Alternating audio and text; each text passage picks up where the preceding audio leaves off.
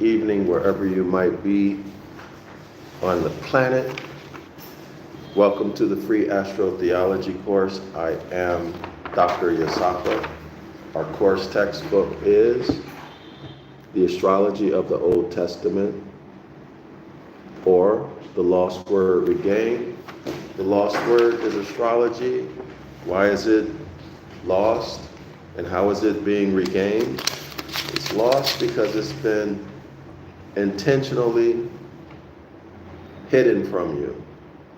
So in other words, the astrology, the Hermetic laws, Hermetic principles, constitutional principles are in the Ancient Ibaryath. It's there, but it's been deceptively hidden from you. It's still there in English, there are still keys for you. If you know the keywords and phrases to look for, you can see some of it in English, okay? But in other words, it's lost because it's buried, it's been deceptively hidden from you. And by going through this book and others, you'll be reintroduced to your Moorish heritage. Okay, so when I say Moorish, I'm not talking about a religion. I'm talking about land and birthright. Land and birthright. Heirs, rightful heirs, period. Okay, period. So this is a matter of rightful heirs versus hybrids. Period. Okay? Who gets to enjoy the birthright? The rightful heir or the hybrid who has no right, actually has no birthright? That's what this is all about. All right.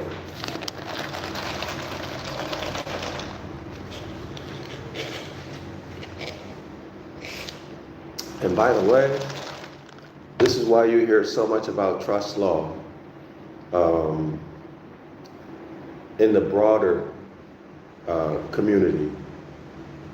But this is why constitutional and treaty protections are so important. Okay? That's the game. All right.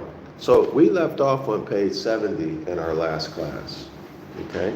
So we're going to pick it up there on page 70. I have about 1 hour, if even that. So we got to make it do what it do fast. Page 70, top of the paragraph, Joseph, quote, "His bow abode in strength, and Joseph is a fruitful bull, B-O-U-G-H, even a fruitful bow by a well, whose branches run over a wall." That's the end of the quote. "From thence is the shepherd, the stone of Israel." From thence is the shepherd, the stone of Israel. This in Epidus Judaicus is rendered as Taurus. The bow of Joseph is simply the ecliptic. Can y'all imagine that? A bow, the string that goes this way, right? So, and then the string. Let me show it. It'd be better if I show it. Give me one moment. So I'll just show a bow. Give me one moment.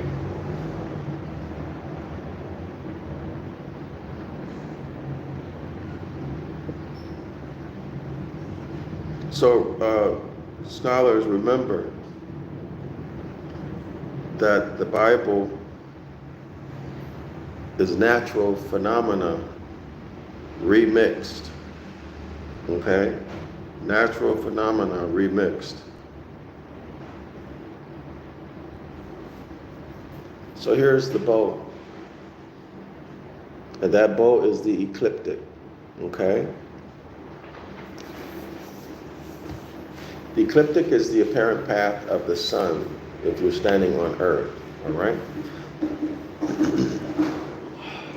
So the bow of Joseph is simply the ecliptic, which cutting the equatorial or equator at right angles. That's a 90-degree angle. At present, listen y'all, at present, that means in this zodiacal age, this is in 1892, so that would be, well, at present, we got not 1892, that's back in the Israelites' day. So that's Aries and Libra, right? Because it's Joseph's role. So at present, Aries and Libra, and the two solstitial points at Cancer and Capricorn divides it thus. So here's the bow. Y'all see the bow?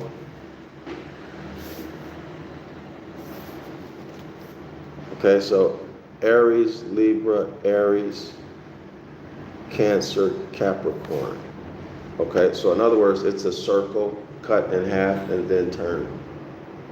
Okay, which gives you a wave, which looks like a snake, right? Anyway, let's continue. Otherwise, it was the sign Sagittarius. Otherwise, it was the sign Sagittarius, as stated on page 67. Joseph became governor over Egypt, whose kings are the Pha, that's P-H-A, space R, space A. So that's right ascension, right? Let's see if y'all can see that. Y'all like and share the video. Okay, even if this is new to you, like and share the video, subscribe. Okay, help me with the distribution of this work. Okay, let me show you Sagittarius for some of you who may not know Sagittarius. So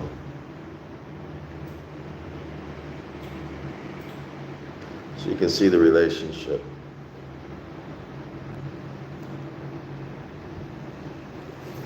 So here is Sagittarius with his bow. Everybody see that? So Joseph, Sagittarius, because Sagittarius has a bow.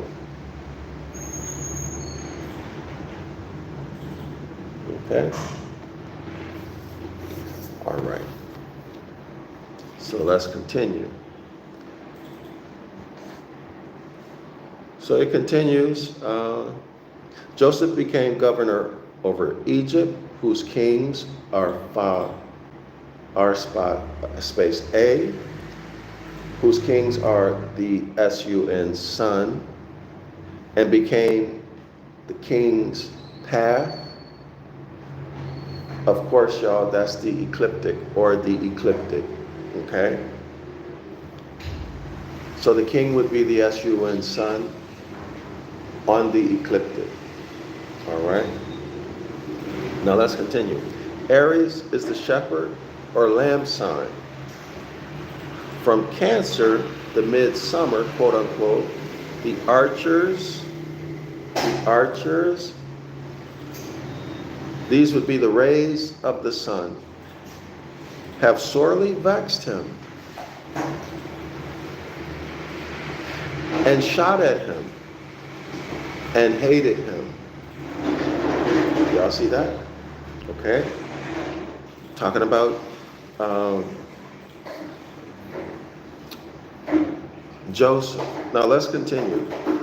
But his bow are of the ecliptic, abode in strength, the hot summer. But his bow abode in strength, the strength of the hot summer. Summer gets hottest when? In July, in Leo, okay? And the arms of his hands Aries and Libra on the right and left. Aries and Libra on the right and left. And his hands were made strong by the God of Jacob, viz., or which means, the ark under the earth, which supports the ark overhead. Okay? The ark under the earth that supports the ark overhead. One terminates being in Aries, the shepherd sign. The other terminates in Libra, and in the center is Capricorn. So we have the kingdom of the heaven, that's the ark. The kingdom of the heaven from Aries to Libra, and then below, the ark below that supports the ark above. The ark below is, when you cross when the SUN sun crosses or is crucified at the fall equinox, goes to Capricorn, which is the dead middle of winter, right? The death of the year. And then it goes back to the last day of winter. Okay, it goes back to the last day of winter, that's hell. So the ark below the earth and the ark above the earth. So this is the Maserah, okay? The Maserah. So the kingdom of the heaven is the ark above, okay? The royal ark, and then the ark below. All right. So let's continue. The shepherd sign, the other sign in Libra, and in the center Capricorn. The stone,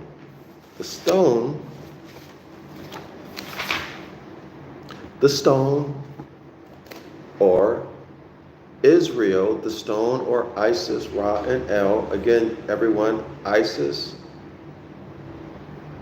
I-S. So Isis is condensed to I-S. Okay, so this is the word magic that's being used. Isis is condensed to I-S. Ra, of course, that's Amun-Ra, or Ra. And then El, which is Saturn. El is the planet Saturn. Okay? So Isis is the moon. Ra is the sun, and El is Saturn. All of this is astrological. So all of you Hebrew Israelites, when you say Israel, you are talking astrology. Okay? Or stronghold of Saturn. Capricorn is the favorite house of Saturn. Capricorn is the stronghold of the planet Saturn, the god El. All right, so Saturn is the ruler of Capricorn and originally considered by the Israelites as the god or ancient of days. Now y'all, don't get mad at me. Go research it out and then deal with the topic, deal with the subject. Don't get mad at me. That's not going to solve any problem for you to get mad at me. All right? Go research it out and see what you come up with, because 9 times out of 10, you're just like everybody else in that you don't know everything. And you need to study, read, contemplate, sit in silence so you can learn something. So go do that.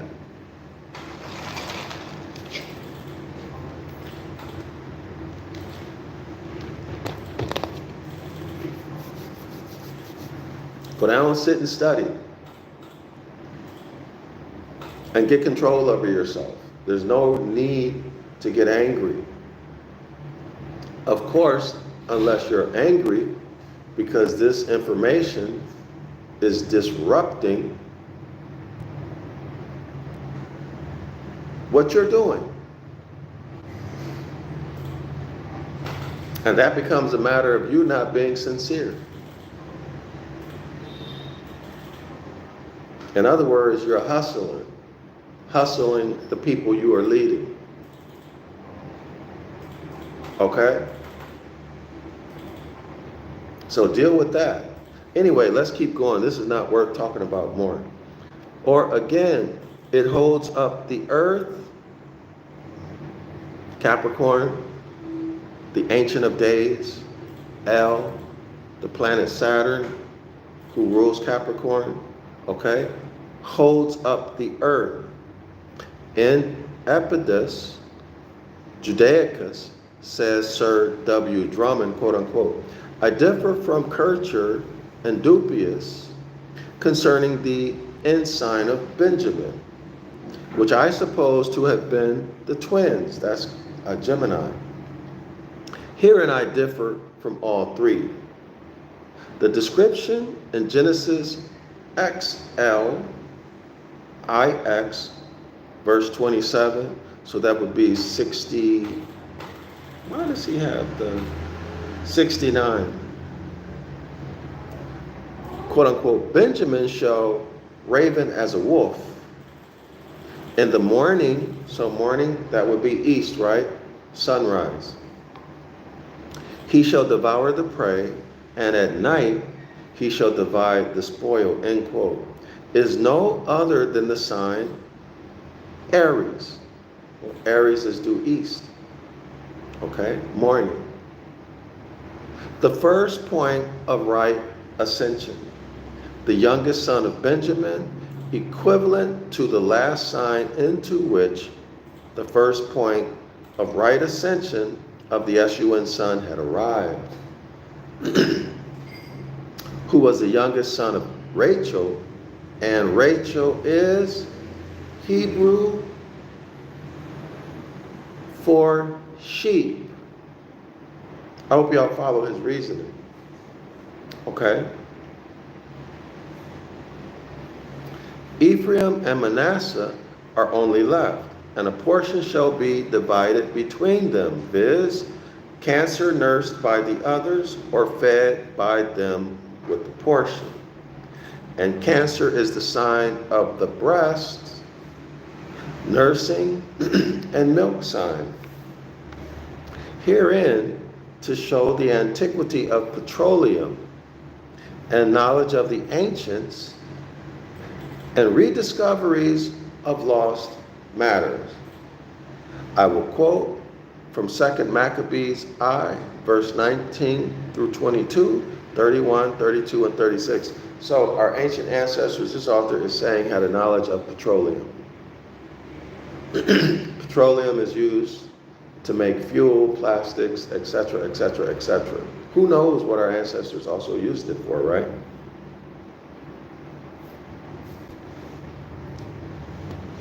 Or if maybe they didn't use it, maybe they just had a knowledge of it, I don't know. But let's continue. Maybe they saw that it was too toxic to use as fuel, or maybe they had a way to clean it. But let's continue. Quote, from when our fathers were led into Persia, the priests that were then devout took the fire of the altar privily and hid it in a hollow place of a pit without water. Now, after many years, Nehemias, being sent from the king of Persia, did send a posterity of those priests that had hidden to the fire. But when they told us, they found no fire, but thick water. But why would you call petroleum thick water? Water is clear.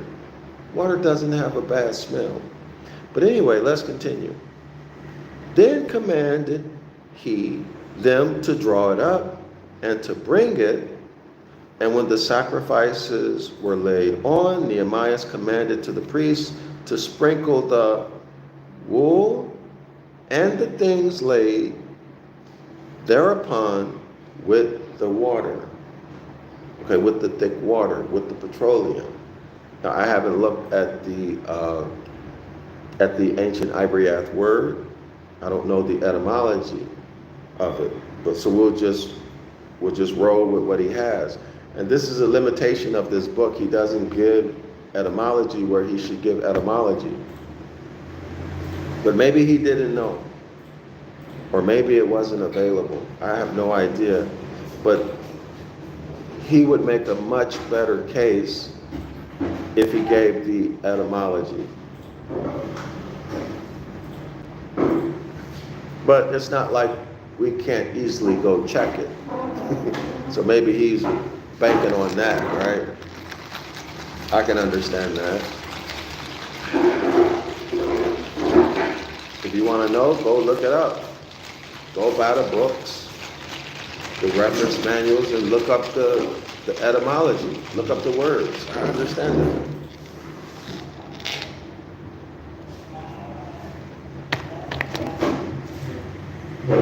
But me personally, I would have done it differently. I would have included the ancient Ibaryath word and its etymological meaning and anything else that you needed to know in terms of the linguistics. I would have included it.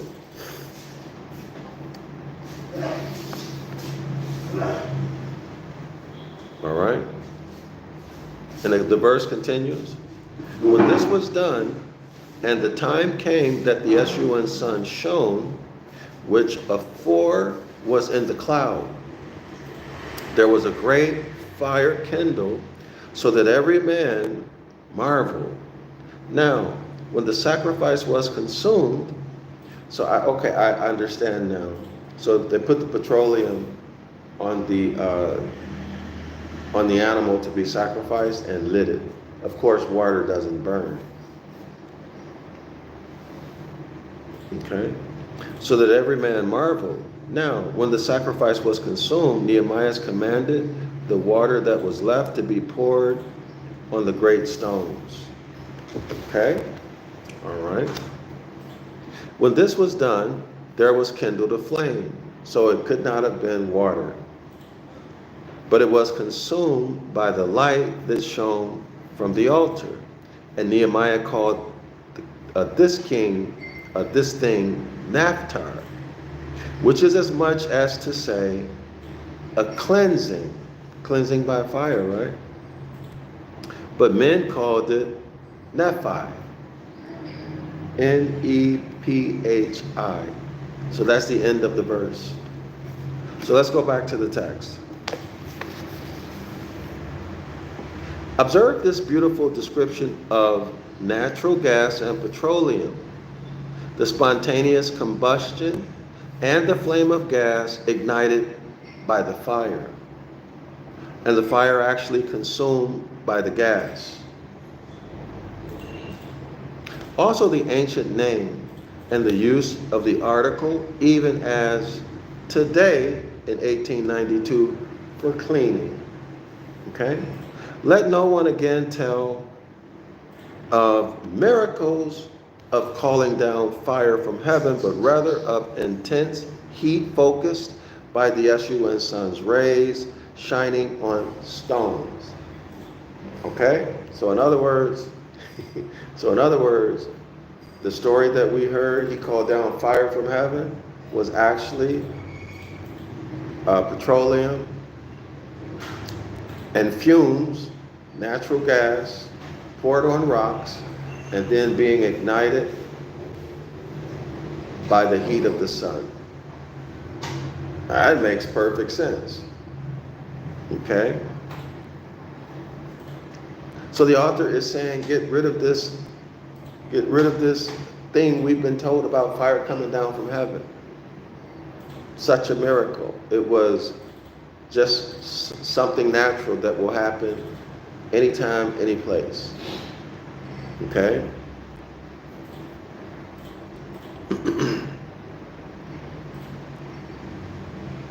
So let's continue.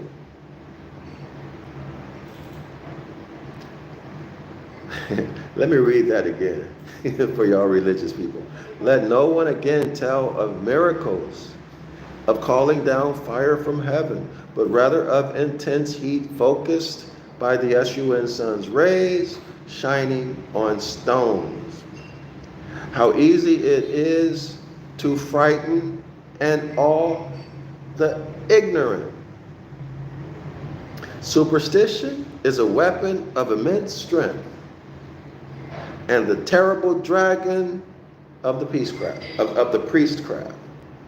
Superstition is the terrible dragon of the priestcraft. Go back to the Wizard of Oz. Go back to the Wizard of Oz.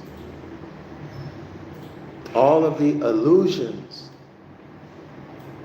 that the wizard was able to perform tricked you, made your eyes see something that wasn't there, made you hear things that were not real. And because of that, made you afraid and was able to change your behavior, change your belief system, and gain control over you, and gain and concentrate and consolidate their personal power and control. All of it through lies, through deceiving your eyes and your ears. Now, is that the truth or is that not the truth? That's exactly what happened in the movies, right? In the movie, The Wizard of Oz. But that's exactly what's happening to y'all because you watch TV and because you listen to music. Period. That's why a lot of y'all fell for the okie doke when they did that scam and caused a lot of people to go out and take the Jabawaska, right? And all of the people who expired and who are now suffering. All of the increased cases of RECNAC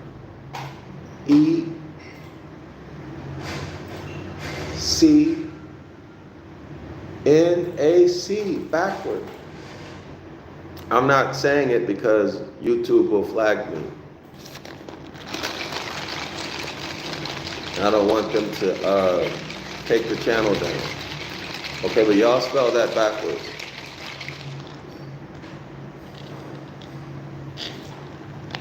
RECNAC. Going through the roof. All right? Going through the roof globally. How do they do it? They're mesmerizing you. Using TV programming, televisions, media, magazines, music. This is the Wizard of Oz. That's their dragon. That's the priestcraft's dragon. Okay? Just like superstition at this time or in the Bible. Superstition is the dragon of the priestcraft. Okay? Jesus told you himself that he cursed you. Although having eyes to see, you cannot perceive what you're looking at. Although having ears to hear, you don't understand what you're hearing. He uncoupled your eyes and ears from your mind. Crippled you. But you don't realize it.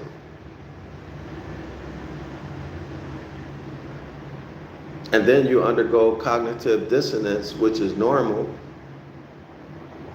When someone brings it to your attention, you get mad, get angry. For example, get mad, get angry at me or someone else. Okay, superstition. This is the dragon. Media is the dragon of the priestcraft today. But remember, it was Toto who pulled the curtain. It was Toto who pulled the curtain off of the Wizard of Oz. Again, Toto is a dog in the movie. Dog spelled backward is God. All of you are gods, sons of the Most High, Psalms 82:6. So in one sense, God is talking to you now. Why? All of you are gods, sons of the Most High. So I'm talking to you about the Christ, the S-U-N Son. But are you getting mad at me without even researching this? Are you saying, no, that ain't true? Well, you just killed Christ in Skull Place. You killed the Christ in your mind. Skull Place. But God has pulled the curtain off of the priestcraft, off of your pastor, your reverend, your moray, your morshe, your imam, your rabbi. I'm doing it right now. But I'm not the only, quote unquote, connotatively speaking, God. I'm not the only one. You're also a god or a goddess. Let the congregation hear what the Spirit is saying to you.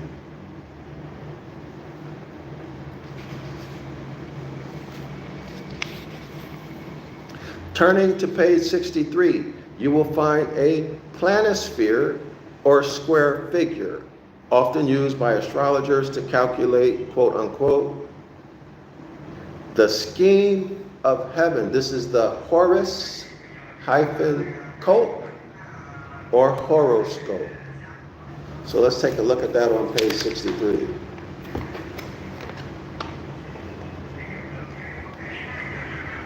Now, scholars, take it seriously, okay?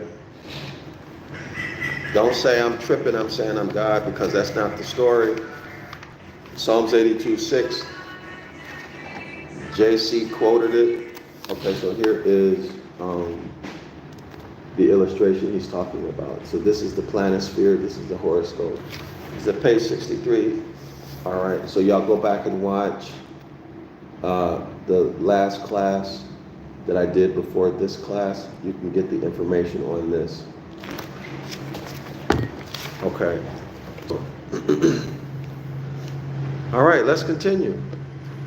So we're back on page 72, back to page 72. All right, so this is the scheme of heaven in which to place the planetary bodies. Remember, the planets, y'all, are called lords. In which to place the planetary bodies, the luminaries, so that's the sun and the moon. That's masculine, the sun, feminine, the moon. Okay, that's the Hermetic principle of gender. All right? The Hermetic principle of gender. Everything is composed of masculine and feminine mental energy or gender, okay? And fixed stars according to their true positions at the time of asking a question or, quote unquote, consulting the Lord. The positions or the configuration of the heavens at the time of asking a question. What is asking a question? Quote unquote. It is, quote unquote, consulting the Lord. Or in erecting a nativity. Now, let us turn to Revelation XXI, verse 10 to 20, inclusive. So y'all, we're on page 72, okay? And here's how the verse reads. Here's how it reads. Quote, "And he carried me away in spirit to a great and high mountain, and showed me the great city, the holy Jerusalem, descending out of heaven from God, having the glory of God, and her light was like unto a stone most precious, even like a jasper stone, clear as crystal, and had a wall great and high, and had 12 gates, and at the gates 12 angels. The names written thereon, which are the names of the 12 tribes of the children of Israel. On the east, 3 gates. On the north, 3 gates. On the south, 3 gates. And on the west, 3 gates. North, south, east, and west. News. News. What is this telling you? What's it telling you? Well, if you consider the heavenly bodies, if you consider the heavens, you'll get the news. Well, wait a minute. Prophecy has to do with something that has not happened in the future. News is what's happening now. History is what happened in the past. So in other words, the heavens are for signs, seasons and times, signs of what's going to happen in any situation, signs. It's non-specific, right? It's for signs, etc., etc., etc. Okay? So let's be aware of that. Let's continue. And the wall of the city had 12 foundations, and in them the names of the 12 apostles of the Lamb.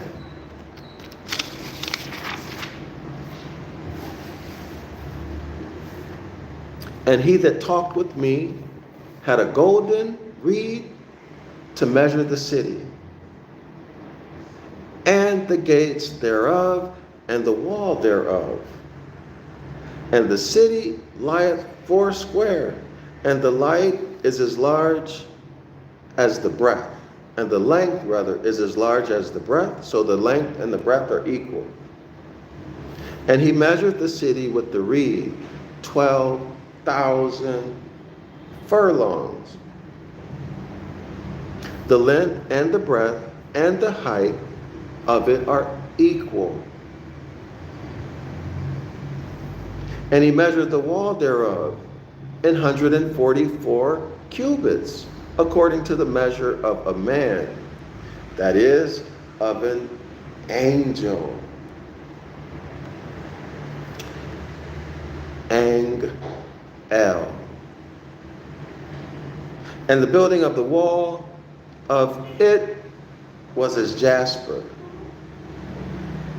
and the city was pure gold, like unto clear glass.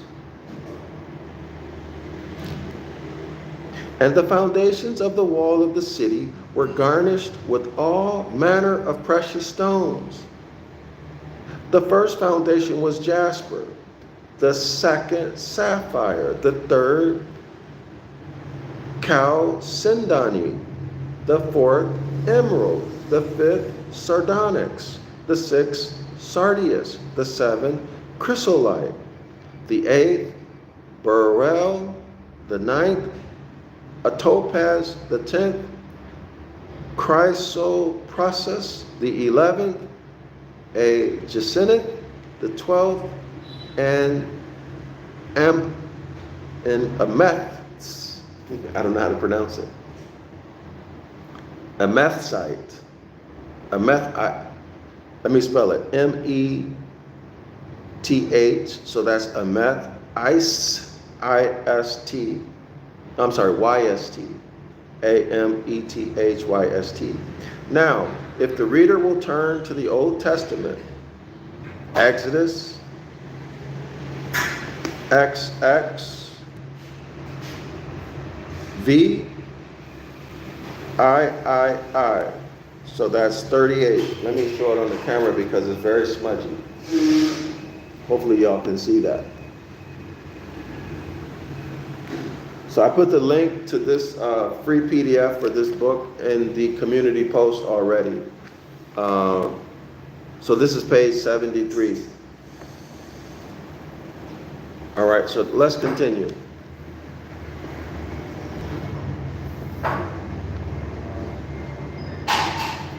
So if the reader will turn to Exodus, XXV, I that looks like 38, but I can't really make it out because it's smudgy. Y'all got to get the book yourself.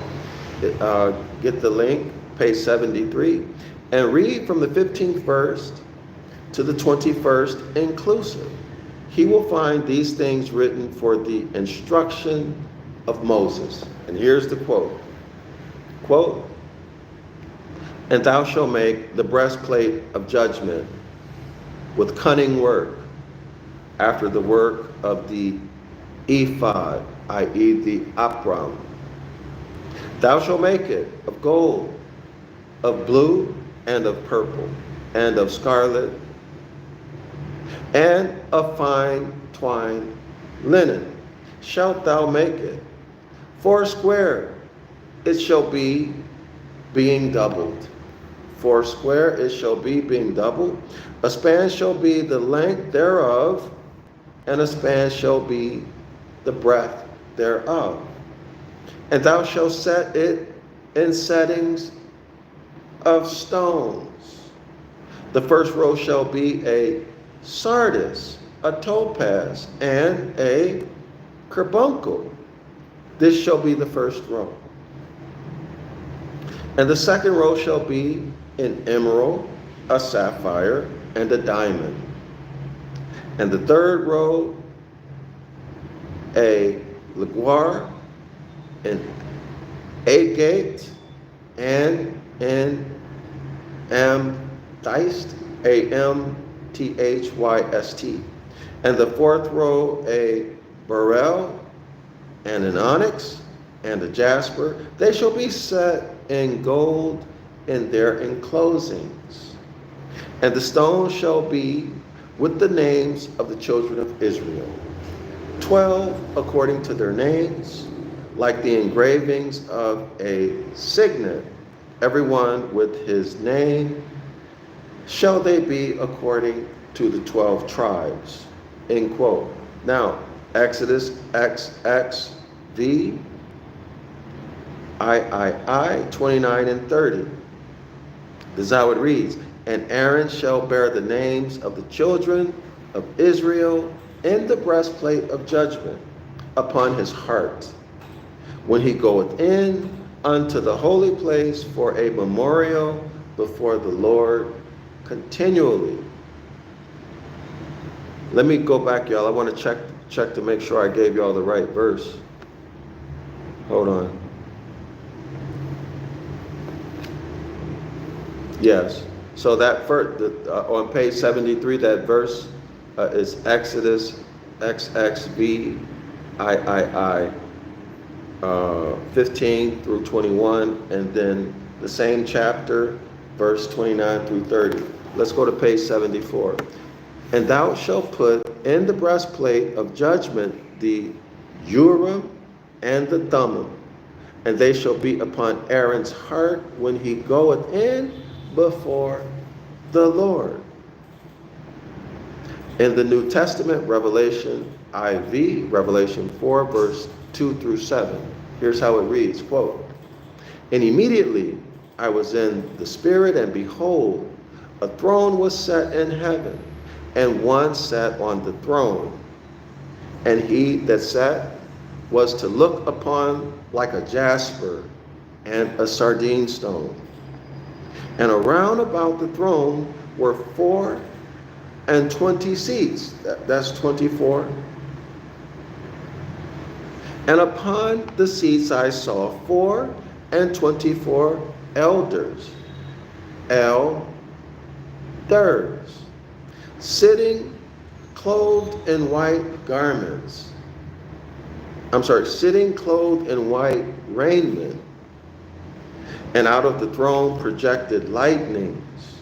And there were 7 lamps of fire burning before the throne, which are the 7 spirits of God. And before the throne was the sea of glass, like unto crystal. And in the midst of the throne, and round about the throne, were 4 beasts. 4 beasts. And the first beast was like a lion. The second beast was like a calf. And the third beast was the face of a man, and the fourth beast was like a flying eagle. So that's the Canaanite Tau. Y'all remember the Tau, the Canaanite Tau, the Greek Tau, okay? The cherubim, the four living creatures, okay? Everybody see that? In B, the reader is to compare the zodiac of Dendera. Here now, turn back to Psalms LXXX 1. So that's Psalms 80, verse 1, and read forward. Let me check the time. All right, I'm still good. Give me one moment.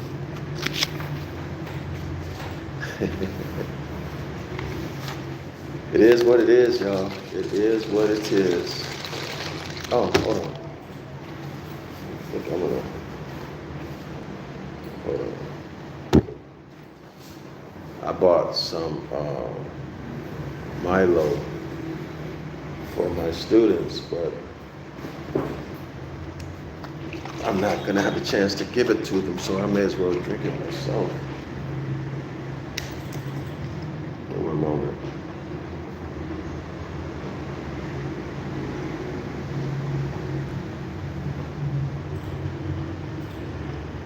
Okay, so let's continue. Going back to Psalms LXX, verse 1. Quote, "Give ear, O shepherd of Israel, thou that leadeth Joseph."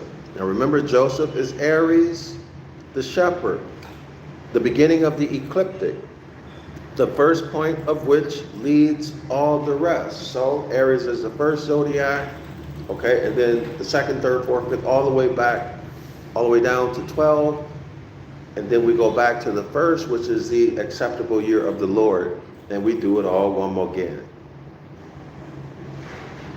Okay, so Aries is the beginning of the ecliptic, the first point of which leads to all the rest of the zodiac signs, like a flock.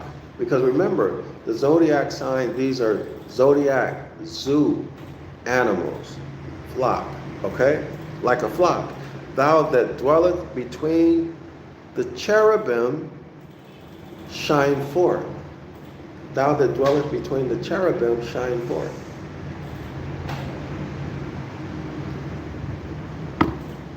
We already discussed who the cherubim are, right? The four living creatures. Exodus XX5, verse 31 and 32, quote unquote. "And thou shalt make a candlestick of pure gold, and 6 branches shall come out of the sides of it.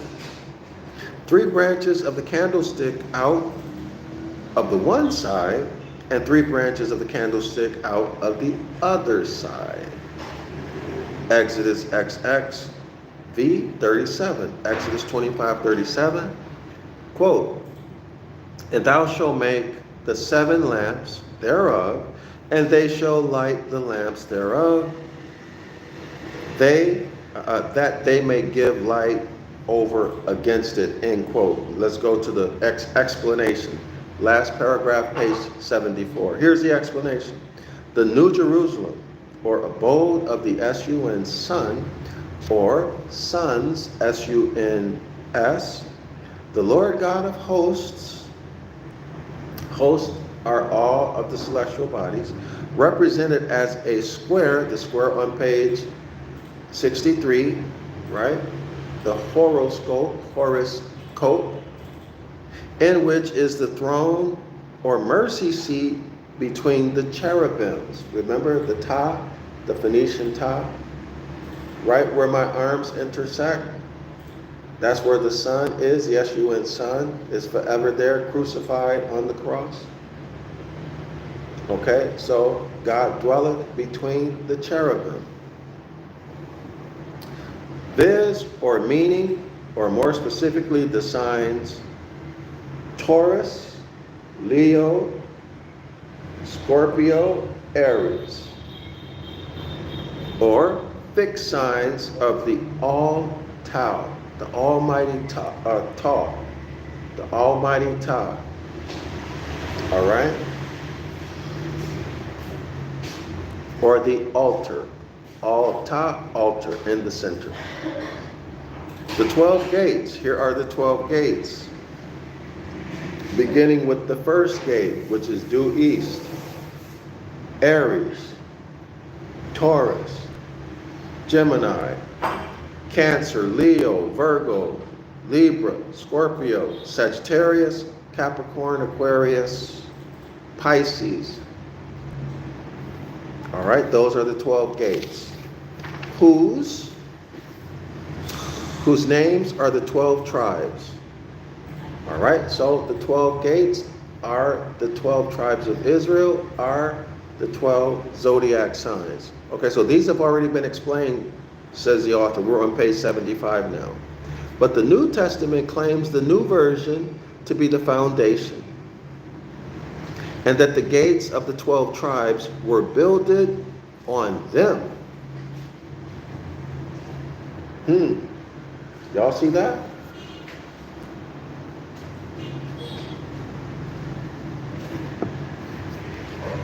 The New Testament claims the new version to be the foundation, and that the gates of the 12 tribes were builded on them. Now, if y'all go back, check the story about Exodus and Moses.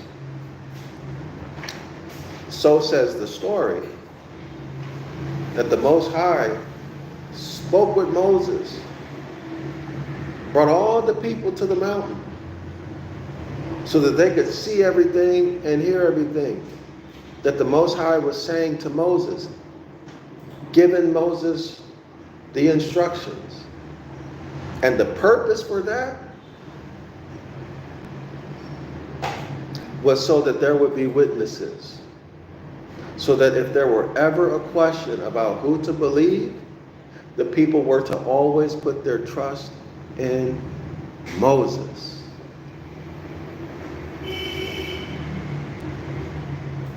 All the people witnessed it. Okay, so it was to be memorialized for all future generations, all ongoing generations. If there's ever an issue, you ride with Moses. Because why? Our ancient ancestors witnessed everything that happened, all the instructions that were given to Moses in terms of the Ten Commandments. So you roll with Moses. Now here you are in the New Testament, they're telling you to ride with whoever put together the modern day Gospels. And the modern day, well, whoever Paul is and whatever, that whole situation, whoever put that New Testament together, they're telling you to ride with them and not with Moses. All right?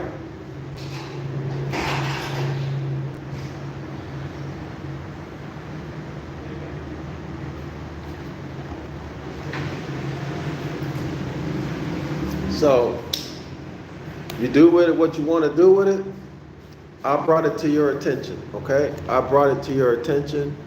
If y'all were in my 506 The Curses course, y'all would have, this would be old news to you. Because we've been through this a million times.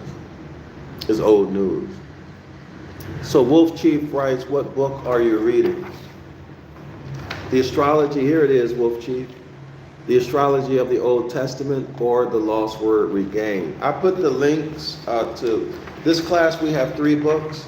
This is our primary textbook. The books are in the title of all of the videos. So you'll see the number. So if you look at the end of the title, you'll see a number. That's the class number. And then after that number is the chapter in the book that we are on. Okay? So a link to each of the books is now in the community post on my YouTube channel. So just go click it and you can download the book. The PDFs are free. All right? Took me a minute, but I was able to get it done. Now, let's continue. But the New Testament claims the new version to be the foundation, and that the gates of the 12 tribes were built it on them. This is, as one can see at a glance, but a rebuilding of the breastplate of judgment. Y'all see that? This is a rebuilding of the breastplate of judgment, of the priest, or the horoscope, or the figure to judge from. While the Urim and Thummim to be placed therein are the sun, sun, moon, and planets, by which to divine or judge. I hope y'all understand that. The 7 lamps before the throne and the candlestick are the same. Okay, so they are the sun, the moon, and Saturn. Jupiter, Mars, Venus, and Mercury. Or, as always arranged by the ancients, Saturn, Jupiter, Mars, the sun, Venus, Mercury, and the moon. Thus the sun is always in the center and rules, never deviated. They knew the sun to be the center and never taught otherwise. In spite of modern claims to the contrary, modern in 1892, and the perversions of modern astrology. So y'all who have got mad at me because I make a distinction between modern astrology and ancient astrology, and I say that if you are an autochthonous Moor sprung from the soil, then we need to go back to the knowledge base of astrology that our ancient ancestors had, and not roll with modern astrology. If they put anything new, we don't do it. We don't use it unless we find sufficient evidence that it's actually ancient and they're just claiming that it's new so they can take credit for it. Okay, why do we do this? It's the principle. Honor your ancient foremothers and your ancient forefathers. That includes the science, right? So this author, Carl Anderson, in 1892, is telling us that these people perverted astrology, even in 1892.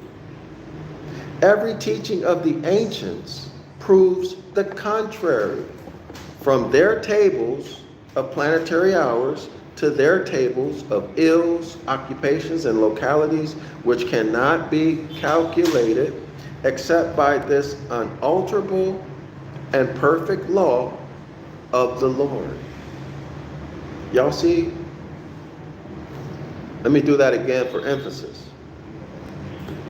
All right, so they knew that the sun to be the center and never taught otherwise. And spite of modern claims to the contrary, that's in 1892. And the perversion of modern astrology. Y'all hear that? So let's continue.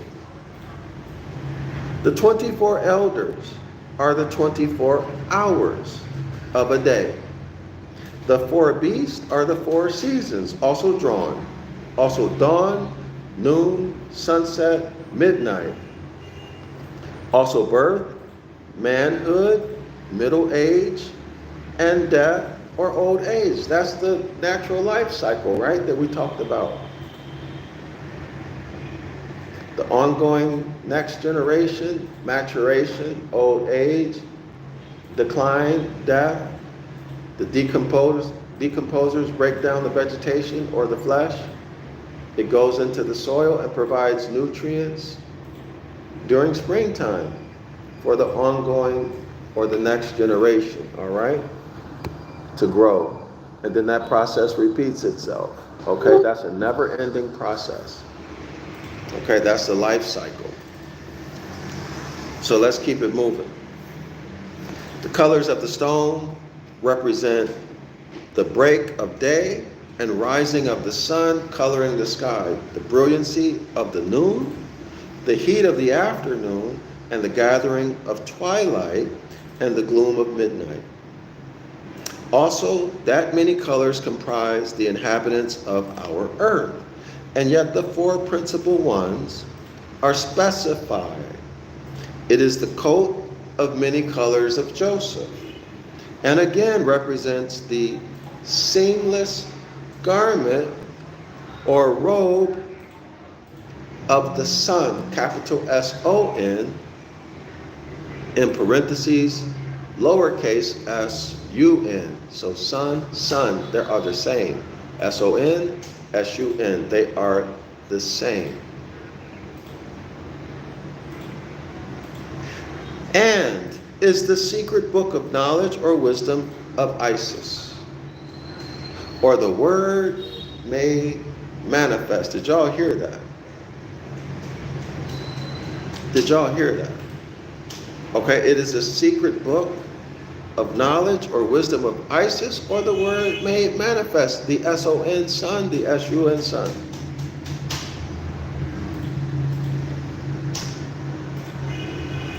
Okay, so the topic here, again, the colors of the stones and what they represent. Okay, it is the coat of many colors. It is the secret book of knowledge or wisdom of Isis, or the word made manifest. Y'all hear that?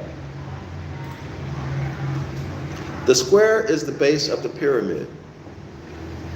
The square of the circle, also the place in which to write the demand or question desired, answered by the Lord, by the Lord. Also the sanctum, sanctorium, or secret place for the priest to withdraw to, so that unobserved he might make his calculation and hurl forth his "Thus saith the Lord," quote unquote. Let me show that.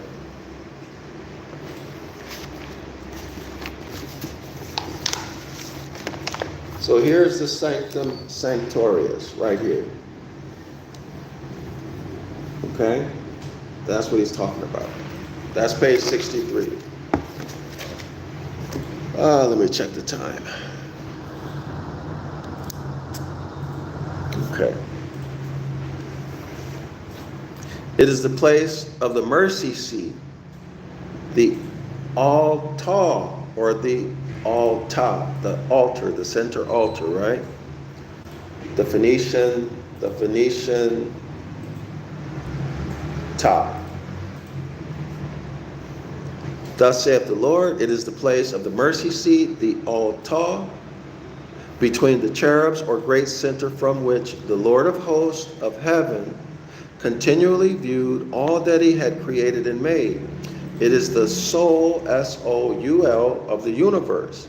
In this breastplate of judgment, which, let me throw this in here myself, which the New Testament alters.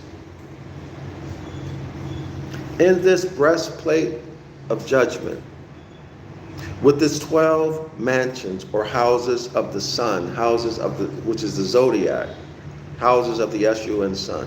The priest placed the planets for the exact hour and minute of the day. Well, obviously, right? Why? Because it's, the heavenly bodies are for signs, times, and seasons, okay? And corrected them from the place at high noon, or right ascension. High noon, right ascension, due east of the Great Pyramid in Egypt. Y'all see that? Or the Belus in Chaldea, and applying the horary angle of the sun of the place he was at the time, with the longitude of the place he then occupied, turned into time by the hourly movement of the serpent of Osiris, or the S-U-N sun. He found his cross, or right ascension of meridian, or RAM, right ascension of meridian, and thus took up his own cross and followed the Lord, or right ascension, thus proving that nothing can be calculated or movement made or in any part of the earth, or measurement of any heavenly body, or calculation of navigation, surveying, or trigonometry, astronomy, or any angle, or angel. Remember, angle, angel, they're the same word. It's a remix. Without taking up this cross and following that of the Savior, or the cross of the prime meridian, and which at the time of the greatest knowledge of the ancients was the latitude and longitude of the great pyramid of Egypt, and previous to the Tower of Babylon, which with its 7 concentric rings represented the planets. So all this is talking about is time and navigation. Measuring time, calculating time, and navigation, period. Time is a mental construct that we get by recognizing the planet's relationships to one another, their movements, period. Okay, it's no gods, devils, and demons at all. So you religious people can get off of that trip, saying that astrology is evil and demon worship and all of this nonsense. It is not. If you have a relatively new car and you're using GPS, well, guess what? That's astrology. This is all nature, mathematics, latitude, longitude. You ain't got nothing to be scared of. Stop being superstitious. You're too old for that now. Okay, remember, superstition is the dragon of the priesthood. So now your eyes have been opened. But what are you going to do with it? Are you going to continue in your superstitious ignorance and be afraid of astrology and call it demon and devil worship and all of this other stuff? Or are you going to study it and get confirmation for yourself that it is, in fact, natural science, the measurement of time, the tool we use for navigating, not just travel, but navigating our lives from birth to the grave. Islam to all the Moors. I, self-law, am master. Assalamu alaikum. Thank y'all for y'all support, especially for tuning in right now. It's about 7 o'clock or 7:10 in the morning. I got an appointment to be at. Thanks y'all for y'all support. Continue buying my books. I appreciate it. It helps me a lot. Believe me, it helps me a lot. Takes a lot of the pressure off of me.